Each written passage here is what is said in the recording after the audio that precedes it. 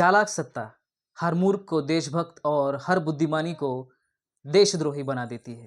हे वाक्य माझे नसून चे गेवारा यांचे क्रांतिकारक विचार आहेत. ह्याच वाक्याबद्दल आपण सखोल विश्लेषण उदाहरणासह पाहू. जेव्हा एखादी सत्ता खूप प्रभावशाली शक्तिशाली होते तेव्हा ती लोकांमध्ये जनमानसांमध्ये अशा प्रकारची धारणा निर्माण करू शकते. जे लोक प्रश्न विचारत नाहीत, आंधळेपणाने समर्थन करतात, ते देशाचे खरे देशभक्त. जी लोक चुका, भ्रष्टाचार आणि धोरणांवर टीका करतात ती लोक देशद्रोही किंवा विरोधक ठरतात.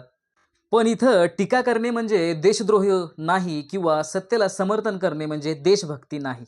इथं आपण उदाहरणादाखल जर पाहायचं म्हटलं तर तुम्ही एका डॉक्टरकडे गेला आणि त्या डॉक्टरला चेकअप नंतर असं आढळून आलं की तुमच्यामध्ये काही त्रुटी आहेत, समस्या आहेत आणि तो डॉक्टर तुम्हाला खुश करण्यासाठी तुम्हाला असं म्हणतोय की तुम्हाला कुठलाच त्रास नाही, तुम्ही एकदम ठणठणीत बरे आहात.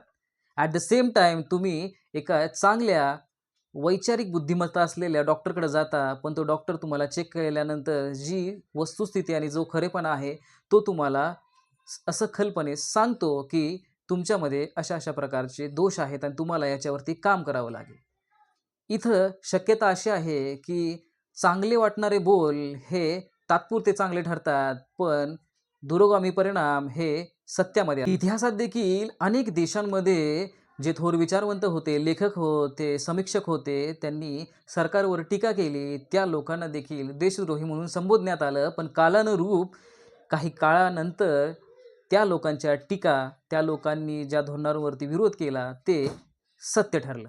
इथं हा विचार पूर्णपणे खरा आहे असं समर्थन मी करत नाही, कारण प्रत्येक टीकाकार हा देशभक्त असेलच असंही नाही. सरकारचा प्रत्येक समर्थक मूर्ख असेल असंही नाही.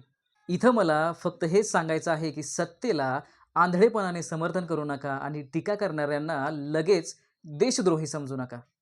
तुमचं मत हे विचार, पुरावे, आधार आणि तर्क ह्याच्यावरती अवलंबून असावं.